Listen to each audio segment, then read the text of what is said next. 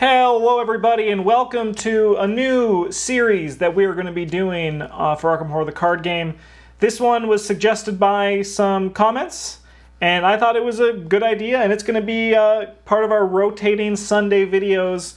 So this is not going to be weekly unless you guys really want it weekly, but right now it'll just show up occasionally where we're going to list what we think are the top 5 cards for the investigators in the game. So when we make our tier list videos, there's a lot of talk about how some of our assets are just S tier, or like some of the events are S tier, and the cards they're just so good that they can go for everybody. And then there's cards like, for example, boxing gloves with Nathaniel Cho that are good with Nathaniel Cho, but not great in other investigators. So the request was making a video ranking items or ranking cards for investigators, and that is pretty crazy. That would be a lot of work. So instead, we're going to be doing the 5 best cards for these investigators, not including staples. I think at the start of this series, we're going to say this here and not in future episodes. Travis, what constitutes a staple in your mind? Oh. For me, a staple is a card where you look at it and you're like, this is a good effect. It's not contingent on what investigator you're playing. It's not really contingent on the other cards in your deck. It's just good. Cards like Shortcut, where you look at Shortcut and you're like, yeah, man, I'd love to move an extra space without spending an action. Or like Vicious Blow, where you're like, yeah, I'd love to get an extra damage on one of my attacks. Yeah. Those are staples. Or Warded Protection, where you look at it and you're like, man, why? Like, you have to have a very good reason not to include them in your deck, instead of like looking for reasons to put them in. Yeah, just that the value on the card is so good that you're hindering yourself by not playing it. And it'll be no fun for us to make these videos and be like, every red investigator have Lucky, every purple investigator have Warded Protection, right? So let's dive in and talk about Roland Banks. Roland Banks has 3 brain, 3 book, 4 fist, 2 foot. He has 9 damage on him and 5 horror. And then his reaction is, after you defeat an enemy, discover 1 clue at your location, limit once per round with an Elder Sign effect of +1 for each clue on your location. These cards aren't in any particular order. We just think these are 5 good cards for him. Some would even say the best. I did, in fact, right over there. First card is Greta Wagner. There are experienced versions of some of these cards, but they're all good. Like both Greta and even if the upgraded one, they have it's just better than this one. So Greta is from the Investigator starter pack, specifically the Nathaniel Cho deck. She has a 5-cost Hunter Ally asset, has 3 meat damage and 2 horror. You get +1 fist as a reaction. After you defeat an enemy, exhaust her and deal 1 damage to her. Discover 1 clue at your location. If you were listening, you can probably see a similarity between these two for why Greta is particularly good in Roland Banks. If you need us to say it, it's because you get to discover clues twice after defeating an enemy. Yeah, that's plus nice. She just helps you defeat enemies with a bigger punch score. Yeah. Yeah, like if you're playing solo, this card is like less important, but in multiplayer player counts, she's like really, really good. Yeah, because I would play Roland deep top if you're playing multiplayer Roland.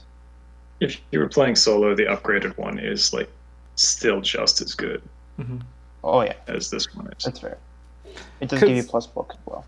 Because if you're looking at what this does, if you just look at the numbers of the game, if you're playing 2 players, for example, a lot of locations are going to come in with 2 clues on them. So now, if you draw an enemy that's easy to kill because you have 5 fist and a weapon, you can then grab those 2 clues from that location just by killing an enemy and playing the game. That's great. Like, that's good. That's you winning the game when you're able to do that. Sick. Next card, we got On the Hunt. This is a 1-cost tactic event that commits for a book and a fist. It is from Path to Carcosa. It's fast. Play when you would draw an encounter card during the Mythos phase. Instead, search the top 9 cards of the encounter deck for an enemy. Spawn it engaged with you instead of its normal spawn location, and shuffle the encounter deck if you cannot draw the top card of the encounter deck. This will allow you, for on those turns when you don't have anything to do and there's no enemy, this would allow you to fight an enemy as opposed to drawing a Rotting Remains and then probably dying. Like, I think that's one thing that we need to, as we're going to be going into these next cards, that we got to really state about Roland Banks, is that he's very fragile on the horror side of things. And This is true. Yeah, you can. He only has 5. It's easy to accumulate mental trauma on him. That's Yeah. something you definitely need to work to protect. Exactly. He's one of the easiest investigators to get killed during the course of a campaign. And while we were making this video, there was First Watch. First Watch is what we would now consider to be a staple in a lot of Guardian characters. On the Hunt, however, not so much. Because, yes, you can fight monsters, right? But a lot of Guardians can still defend themselves from the Mythos deck. Roland Banks, he's particularly fragile against it. He has 3 brain, which is good, but still, a bad Rotting Remains can, like, ruin your day. And there's a lot of variations on Rotting Remains as well. Yeah. All right. Next one. Now we're going to get to the funky cards. Are you guys ready for this? We got Quick Study. It's a 2 experience, 2 cost talent asset that commits for a brain and a foot. As a lightning bolt, you can place one of your clues on your location and exhaust Quick Study. You get +3 skill value for this test. This was Travis's idea for this list, and I love it, so I'm going to pass it to him for why this one's here.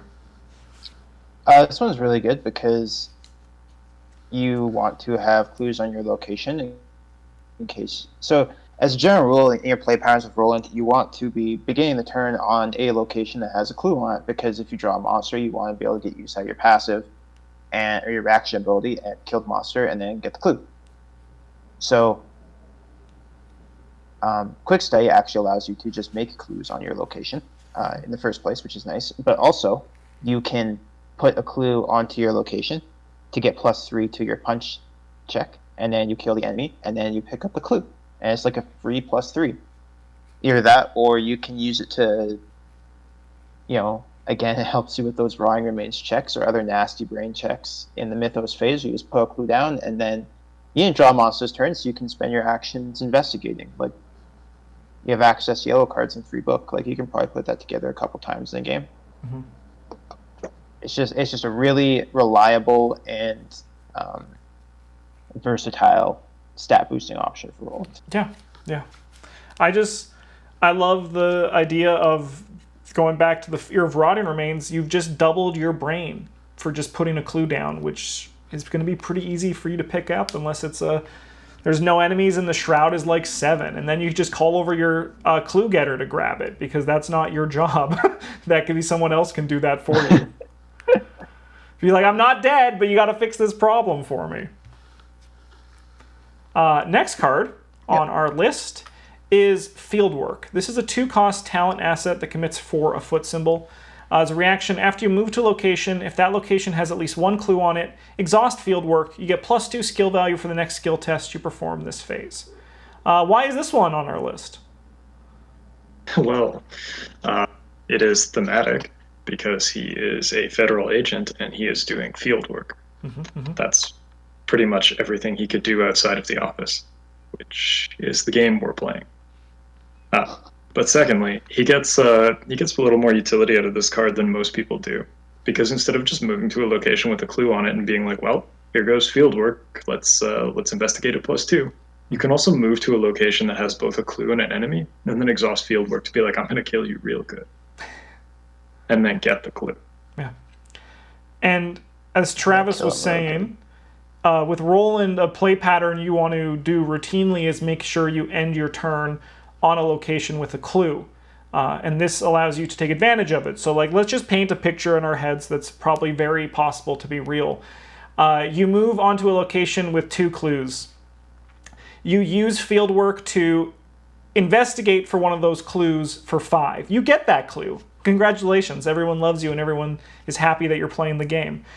During the Mythos phase, you use On the Hunt to grab a rat, kill that rat, and then get the last clue off that location. Like, that's a very non-magical Christmas Land thing that can happen with the combinations on just some of the cards we have here. Or alternatively, say you got that clue with Fieldwork, you have your Quick Study in play, you draw Rotting Remains, you put that clue down, and then pick it back, and then, like, pick it back up, but also not die to a rotting remains. Like, oh, that sounds great. That sounds really doable. And you don't need to have 2 enemies on your location to play oops. You don't have to jump through any hoops. You just do it by playing the game. It's great. This last one on our list is Tooth of Etzli. This is a 3-cost item relic asset that takes up the accessory slot. It commits for a brain. You get +1 brain and +1 foot while resolving an ability on a treachery card. As a reaction, after you succeeded a skill test while resolving an ability on a treachery card, exhaust Tooth of Etzli and draw 1 card. Travis, I'm going to pass this one back to you because this was your suggestion for the list. Oh yeah, so it's a little pricey at like 3 resources, but getting +1 brain, +1 foot, again, really helps with those tough treachery cards that Roland struggles with, particularly the brain one. Card draw is just nice to have if you do pass them. And also, the big thing that got this on the list for me is it takes up the accessory slot, which isn't like a high competition slot for blue or yellow. So it's pretty easy to just put this into your deck, and then you play it when you have the time, and it just sits there. Mm-hmm. You don't have the money for it, so it commits for a brain, very relevant symbol to commit for. If not, it'll help keep you alive. Yeah, and then while keeping you alive, also draw you more cards, which is great as well. Unless you draw your weakness, which in Roland is pretty crippling, but let's not worry about that. Let's not worry about that. I mean, like, you can't sit there and be like, this card that draws you other cards is bad because you might draw your weakness. Exactly, right? Like, don't be scared of it. Just when it comes over, just accept it. It happened. Yeah. Like, there's some situations you're going to be like, maybe I don't want to draw the card. Yeah. Because you don't have to. Because you're like, there's 5 cards left in my deck and one was cover up. Yeah, we're on our last turn of the game, right? Like, then don't. Yeah. But yeah. Like his unique weakness is much worse the later in the game you draw it. Mm-hmm. Mm-hmm. But if you find it fairly early, it's actually kind of easy to just clear away. Yeah, just a small little side quest you gotta take care of. Just annoying. Yeah. If you find it late, then it's just like, oh, free mental traumas, yeah. Yes, exactly what I wanted. All right. Well, we don't pretend that we are the final authority on these things. These are just 5 cards we thought were sick for Roland Banks. So if you have any other, while watching this, if there's any cards you think we missed, let everyone know in the comments down below. We love engaging with you guys, and we're trying out a new series with this, so we'd also like to know if you want to see more of this series, because if you do, we'll keep making it. Thanks for watching, everybody. If you have not subscribed, consider subscribing. And as well, like this video because it helps push us up the YouTube algorithm, and then, I don't know, maybe I can like buy a fancy dinner one day and be like, thanks, Roland Banks, this is all because of you.